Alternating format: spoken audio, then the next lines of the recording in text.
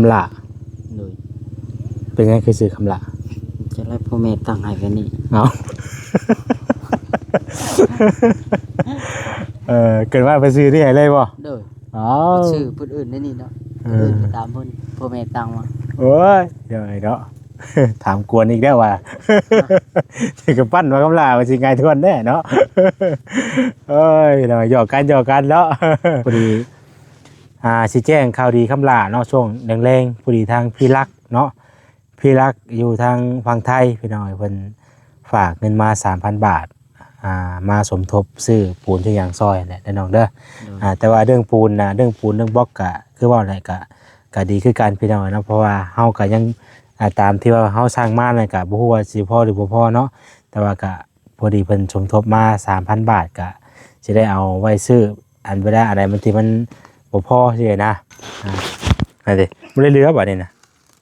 ก็นี่มันแดดมันแดดเนาะไปจุกมื้อนั้น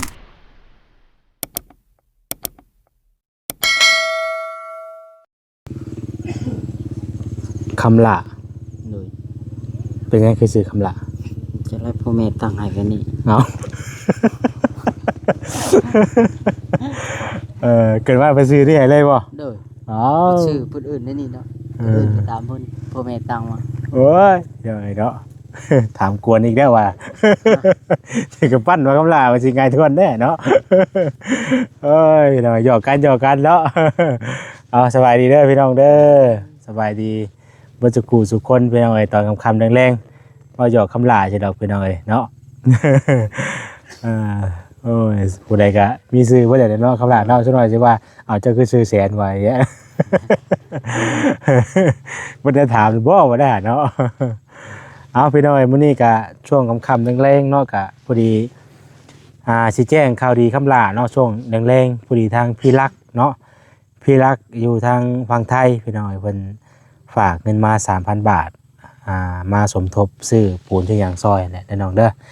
แต่ว่าเรื่องปูนเรื่องบล็อกก็คือว่าอะไรก็ดีคือการพี่น้อยเนาะเพราะว่าเฮาก็ยังตามที่ว่าเฮาสร้างมาเนี่ยก็บ่ฮู้ว่าสิพอหรือบ่พอเนาะแต่ว่าก็พอดีเพิ่นสมทบมา 3,000 บาทก็สิได้เอาไว้ซื้ออันบ่ได้อะไรมันที่มันบ่พอสินะแต่ว่าก็สิหลักๆก็สิซื้อไม้พร้อมแน่ไม้กุมภาแล้วก็ครับไม้นิ้วเนาะมันบอกนะ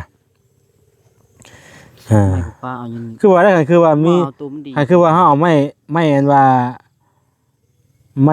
ม่เป็นแล้วก็ถือว่าบ่เอาไม้นิ้วเพราะว่าเพิ่นก็เอาไม้เป็นตีแบบเลยเด้สิเอาไม่เป็นเนาะเอาอยู่ต้องประจานนี่ก็ได้นี่บ่งามเดียวแต่เอาไว้ซื้อเครื่องซื้อของหรือว่าเล็กนะเล็กหลายที่มันบ่พอนั่นแหละมันบ่พอเนาะเฮาก็จังซื้อเพิ่มใช้พี่น้อยเนาะก็พอดีเงินงบ 7,000 บาทบ่แซ่นเอาให้ทางเอ้ยเวียดเพิ่นไล่เบิ่งแล้วเนาะก็พอดีเลยแหละพี่น้อยเนาะเพราะว่าเงิน 4,000 มันแตกได้4,820,000 กีบแล้วบัดนี้บัตรค่าเครื่องที่ว่าให้ทางเพิ่นไล่ให้นะพอดีว่าเสรอฟิตตะกี้ฮะเงิน4,000บ่แตกได้4ล้านโอ้ยเงิน 7,000ว่าผิดแหละพี่น้อยขนาดเราท่านี้ดึงไว้ก่อนเด้นี่เงิน 7,000 แตกได้4,820,000 กีบเนาะแล้วก็วันนี้ค่าเครื่องก็730,000 กีบไปหน่อยเนาะก็พอดีเหลือเงินอยู่เท่าไหร่72,000เห็นบ่72,000 กีบไปหน่อยเนาะพอดีเป๊ะเลยเนาะเกือบบ่พอตอนแรกว่าใส่กังวลนะว่ามันบ่พอนี่เฮ็ดได้ต้องได้ตัดอันใดนึงออกเนาะตอนแรกนะวันนี้ก็พอดีได้ไล่ครบไปหน่อยเนาะถือว่าได้ครบแล้วก็มีแต่มื้ออื่นเพิ่นมาส่งด้วยคำด่าเด้อโดยมาก็สิเอาแหละเขามาถอกวางนี่ถอกหมู่แถวนี้รถเนาะถอกแถวนี้แหละเพิ่นอยู่หม่องมองเลยเนาะใกล้แล้วใกล้สิได้ยกได้ตั้งแล้วพี่น้องเอ้ยเนาะโอ้ดีใจนำทางคำลาหลายๆเพราะว่าหญ้าตองก็แป้นเบิดเลยเนาะมีแต่ว่าสิเอาไว้ซื้อได้อะไรที่จำเป็นเนาะอะไรที่วันเขาก็จังเอามาอีกบัดนี้พี่น้องเอ้ยเพราะมันเพิ่งปูนบ่พอมันยังได้จะเฮกะมันก็ยังได้บ่หลายเนาะไว้ซื้อเพิ่มเติมอีกพี่น้องเอ้ย พาเขาได้จากคำหลาถึงบ่ได้สิใส่แบบใดเนี่ย มากดีกับเพิ่น เพราะว่า FC เพิ่นคอมเมนต์มาหลาย บืนตั้งอันนี้เลยแชร์ทางเขาอีกก็เลยหมั่างตัวนี้ออกซะ ใส่ฉันก็ใส่ให้มันแล้วซะเนาะ โดย เพราะว่าเฮาปาไว้ก็ นี่น้องไก่ ลายทาน ไก่พ่อตั้งตัว อ่า ตัวนี้ แล้วก็แก้ออก ตัวนี้ อ่า เลย เพราะว่าปาไว้ลวดลายก็ สิใช้ช่องพาเอา ใส่ตรงพานึงเอาไว้ข้างบ่ พาหนึง ไว้ข้างมึงนั้น ข้างมึงนั่น เออ ถ้าตัวหัวมัน เออ จะปาด อืม ก็สิปาดก็ได้ปาดข้างเนื้อ เพราะว่า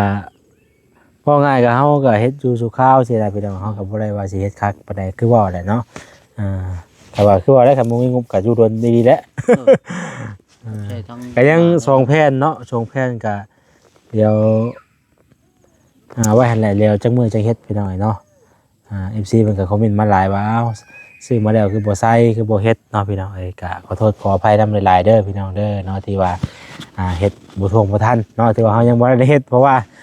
มื้อก่อนน่ะก็มาแล้วก็พอดีหลังจากที่ว่าบ่แซนเอาพามาให้มื้อนั้นเนาะ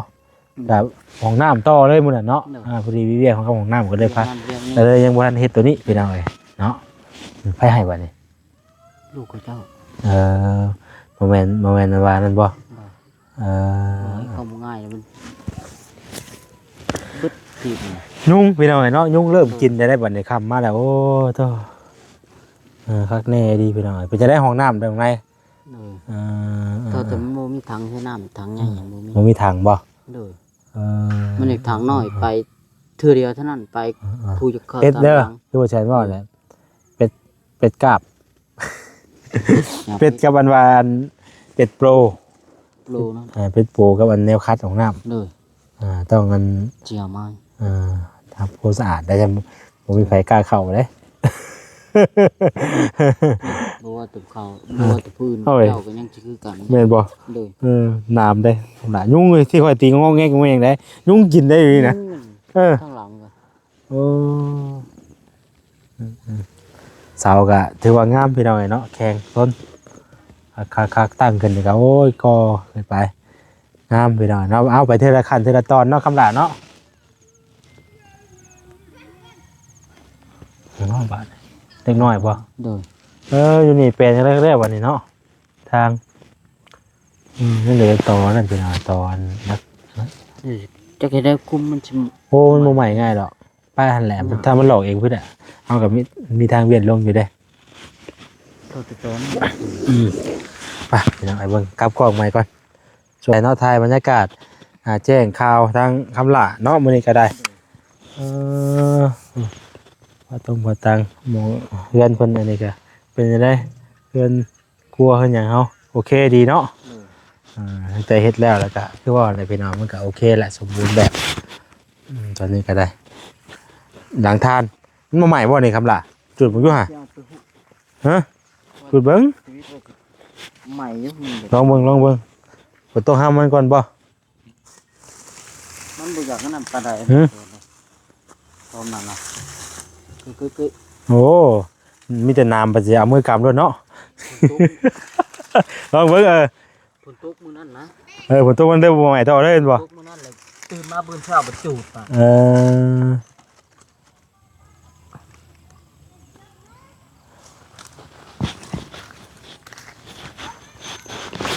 ไอ้ดิบ่ได้เรือบัดนี้นะ นี่ก็นี่มันแดด มันแดดเนาะ ฝนตกมื้อนั้นมื้อนี้มาบ่จูดเจ้าตกกลางคืนก็เว้นจูดบ่ไหมใหม่เว้ย น้ำใหญ่ยุบเนาะ โดย ยุบเรียบร้อยเอาไว้บ่ได้เรือนี่มันหลอกหรือบ่ครับล่ะจุดเลิศน่ะยังนั่นอยู่คือว่ามันคือสิใหม่บ่อยู่หรอกบัดนี้ใหม่บ่อยู่บัดนี้มันฝนตกว่ามื้อนั้นน่ะฝนตกแล้วมันบ่ใหม่ติน้ำเลยพี่น้อยแล้วเสียหญ้าจนเป็นเบิดเลยเนาะ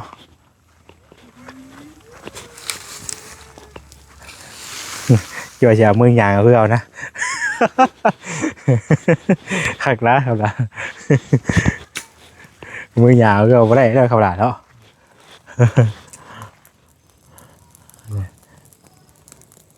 ใช่ว่าโอ้สิเอาหากคนไหนบ่ได้ตากไว้ให้ได้บ่ บ่ได้ตาก มาเอาเนาะตากหลายมือเลย ตากหลายมือจนแห้งไอ้ติ จุดห่าว จนห่าวจนใหม่จนจูดใหม่ไอ้ติ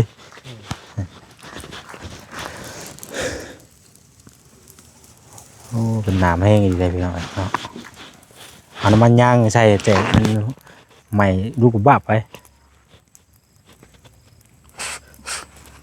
เอามันแตกอะไรคำด่าสิใหม่พวกบ้านนี่ค่อยว่าต้องหาในหม้ออ้อยก็ได้หาในหม้ออ้อยก่อนถุงยางม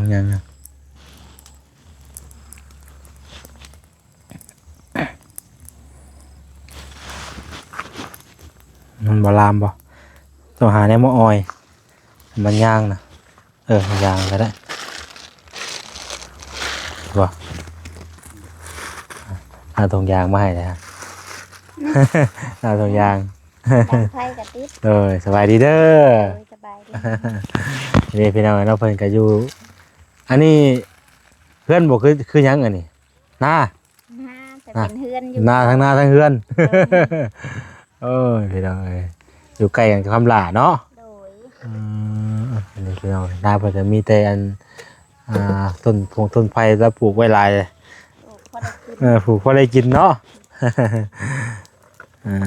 ใหม่บ่คำหลาบ่ได้เรือบ่นี่ติ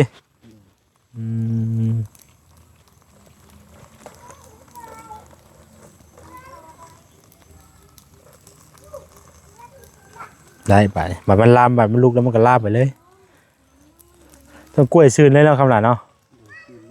ต้นนี้เลยงัวใส่มือ เลย ไหลน้ำบุทัน ยอดหายว่ะตัวนี้มันใหญ่พิษไปเลยเนาะพี่น้องหนักมีตัวยังเนาะมันก็เขาปลูกหลายต้นอยู่เด้ เอาที่ไหลหุยจัดกว่าแล้ว ไอ้นี่ใหม่บัดนี้บ่ได้เรือบ่ของนั่นมันบ่ถือกองกล้วยบ่ฮุบมาใส่กันไปยังไงฮุบมาใส่กองนั่นได้คำละฮะมันถือห่อไก่ก็กล้วยแหละเป็นห่อนได้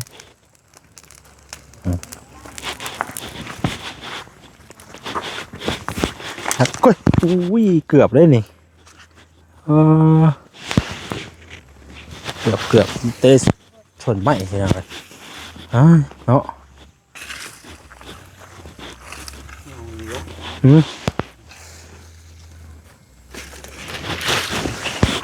ได้ปะ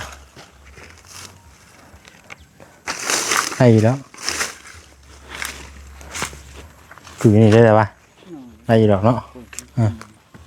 มันของมันยัง มันไก่อยู่มันใหม่วัดไว้อยู่หรอกเนี่ยท่านั้นก็ลุกไปด้วยนะฮะใหม่ไว้แล้วปะเบิดเด้เราได้เรือขาดบ่มีเนาะขาด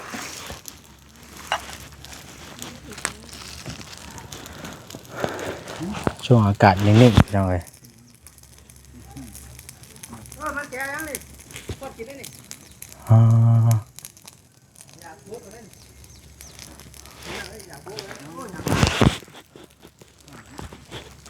เห็นไหมครับล่ะ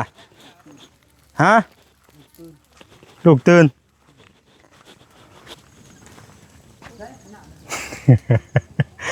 ลูกตื่นโอ้ยเนาะสิแหละพี่น้องพอลูกอ่อนดิเนาะ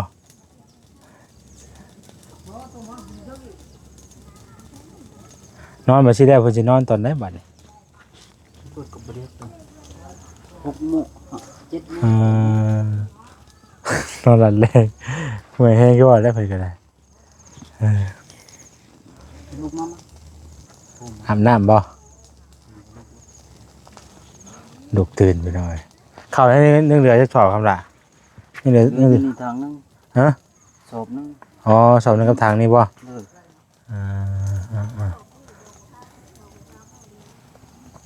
ลูกตื่นก่อนนอนต่อว่านี่หมูนอนแล้วก็ได้เปิดประกังนอนด้วยไปหน่อยเย็นๆเนาะต่ออย่าหรอกได้จุดก็ได้ให้เบิ่งอันก่อนดูน้ำเพลินก่อนเราเพิ่นสิแอบได้หนึ่งแล้วว่าเข่าวันนี้คำหลายว่าได้หนึ่งเข่าว่า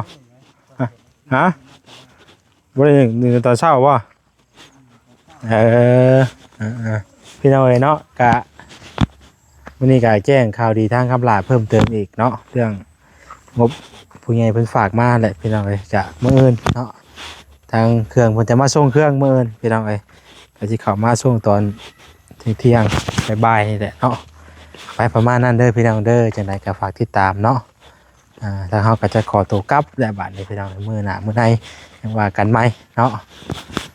วันนี้ก็ถือว่ามีข่าวดีเข้ามาทางเรื่องย่อเสาเนาะเรื่องของเฮาในมื้อนี้เนาะโดย ตอน เป็นอะไร ย่างออกไปน้ำไข่ บาวบอส สบายดี สบายดีมาจิตบาวบอสแล้วว่าโอ้แล้วไปยังไงเดี๋ยวนี้น่ะ เราไปคุมงานสร้างเฮ็ด คุมงานเลยเดี๋ยวนี้น่ะ คุมเลย ว้า ใส่คุมบ่บัดนี้ แบบเฮ็ดผิดเล็กน้อยบ่ได้เลย บ่ได้ต้องให้มัน ซี่แบบ เฮ็ดแบบนี้แล้วนะ แบบซี่เลยเห็นบ่ เอตัว เฮ็ดเรือนสาเทืองมันใหญ่เด้12ต้นเนาะ 12เสาผู้ถือว่างานใหญ่แฮง 14นะรวมทั้งเสาเทิงเด้ ว้าตัว บ่แม่นแล้วเนาะ24 24ต้น อืม เพิ่นลึกดี ใหญ่เนาะ ใหญ่แฮงอีดี มื้อใดว่างๆเข้าไปคอยหน่อยเด้อเข้าไปคอยทางนั้นในมื้อไหน โอ้ วะ เนาะจักสิว่าใดๆพี่น้องบ่ได้เข้าไปแต่โดนได้บ่แซงกันได้จักเป็นใดๆทางเสาถอกเสาเทืองเพิ่นก็ได้ก็อยากเข้าไปอยู่พี่น้องเนาะก็ บ้านแล้วบัดนี้เนาะ เฮาก็บ่มีหยังอะนะพี่น้องเนาะก็บ่ได้มีหยังถ้าเวียกก็ว่ามีเวียกมีงานก็อยากไปอยู่พี่น้องเอ้ยไปเยี่ยมไปยาม เบิ่ เล ง ย อยู่เนาะ โดยบัดบ่มีตั้งแต่ชื่อเข้าไปให้เรา เพิ่นละบ่ ตั้งแต่ข่อยบอกข่าวดีว่าสิชื่อเข้าไปให้พุ่นแล้วเออ ค่อยก็สิบ่ได้ค่อยเข้าไปแล้วบ้านนี้ค่อยก็ได้ค่อยก็บ่ได้มีหยังได้ให้เบาดีไปคุมงานช่างค่อยก็สิมาอัปเดตถ่ายไปตลอดตอดแตะตอดแตะแถวนี้แหล้ว วันนี้ถ้ามีโอกาสก็บ่แม่นว่าเฮาบ่อยากเข้าไปพี่น้องเนาะก็มีโอกาสก็จังสิเข้าไปเบิ่งก่อนหันหน้าเบิ่งจังหวะมันก่อนเนาะเพราะว่าคือตอนนี้ก็ทางเพิ่นก็กำลังยกเสาตั้งเสาเนาะเพื่อนเสาเทืองก็ได้ดีใจนะเพิ่นและอะไรเพิ่นได้ซานได้ วานนี้มื้อนี้ก็ไปยกไม้ขึ้น ตีแป้นใส่ ใบเฮ็ดขึ้นแล้วนี่บ่ได้ธรรมดาเด้เนาะ บ่ธรรมดาก วนขึ้นน้องโอ หมูพุ่นแล้วมันใหญ่ชูซีนะ จังแม่นคุณจังแม่น 6 คูณ 9 6คูณ9บ่ปลาตัว6คูณ9บ่ธรรมดาเด้อใหญ่เติบพี่น้องเอ้ย ใหญ่ได ใหญ่เอามาไว้ใหญ่พี่น้องเอ้ยเนาะ กันชั้นได้โทรศัพท์เจ้าเนาะกันชั้นได้เฉยเนาะ บ่ได้ชันเลย บ่ชั้นเลย ชันอยู่น่ะบ่ทั้งเบิ่งงงเงอยู่น่ะนี่นะ จะได้ยินนี่คือได้ยินว่าแจ้งข่าวดีบ่าวคำลาเพิ่มเติมเขาเคยได้ยินซ้อนว่าแม่นบ่ ได้ยินพี่ว่าจัก นี่รถพี่แล้ว โอ้ยวิชาว่าคือค่อยนี่กะ มันเรื่องได้นะเล่าให้กันพังหนึงว่าแต่ก็นำเบิ่งในคลิปอยู่หั่นบ่ อันนั้นพอดีทางพี่รักเทือผู้เพิ่นซื้อรับสิ้นสุกินอันแหละเพิ่นว่าเพิ่นฝากเงินมา 3,000 มาเพราะว่าแต่ก่อนว่าฉันแจ้งว่ามีงบอยู่ 7,000 แหละซื้อเครื่องซื้อของก็ยังบ่พอนะพี่น้องเนาะมันก็คือสิบ่พอแต่ว่าพอดีก็ซื้อพอดีไล่เบิ่งแล้วก็พอดีเป๊ะเลยบ่ขาดบ่เหลือแล้วก็ยังขาดแต่เรื่องไม้กุมภาพันธ์เนี่ยนะก็พอดีแล้วเฮาก็เอาไหนมันบ่พอก็ว่าง่ายก็เฮายังบ่ได้เอาได้เต็มที่ปานใดนะยังว่ายังเอาเป็นแบบว่าพอได้เฮ็ดก่อนสิอะนะถามว่าพอบ่ก็บ่พอแต่ว่าเฮาเอาพอได้ให้มันได้เฮ็ดก่อนสินะ จะให้บ่าวคำลาเพิ่นได้เฮือนคือเมืองคือเมืองเนาะต้องได้ตั้งขึ้นอะไรกัน แม่ เนาะ นก็พอดีทั้งเอ้ยเพิ่นฝากมาเพิ่มเติมสมทบเข้ามาอีกโอ้ดีมุกดีใจเนาะ ขอบคุณทั้งเอ้ยเพิ่นหลายๆพี่น้องเอ้ยเนาะ เพิ่นเคยเลี้ยงลางัวเฮาบ่ แม่น โอ้ยใจแดง รอบนั้น2เทื่อเลยเด้ สองเทื่อแล้วบ่ได้ 2เทื่อเลยได้ อ๋อจ้าตุกขอให้เพิ่นอยู่ดีมีแฮงร่ำรวยเด้อ ไอ้เพิ่นเลี้ยงลาบง่วยบ่ รักบ่ ไอ้เพิ่นเลี้ยงลาบง่วยบ่ยันว่า แล้วแต่เพิ่นใจเพิ่นยังกิน แต่เพิ่นที่ พอได้ บ่ใช่ก็ว่าหยอกซื่อๆกับอีตาทั้งเอ้ยเพิ่นแหละพี่น้องเนาะก็บ่ได้ว่าไหนดอกเนาะเอาหยอกโม้กันไป มื้อนี้เช้านี่บ่เอาล่างงัวมาอีกบ่ โยมันคำว่าบ่มีงบก็ยอมได้ข่อยก็ได้ ว่าอย่า อยากมีอยู่คันบ่าเพราะมันหลายคนได้มื้อน่ะเนาะ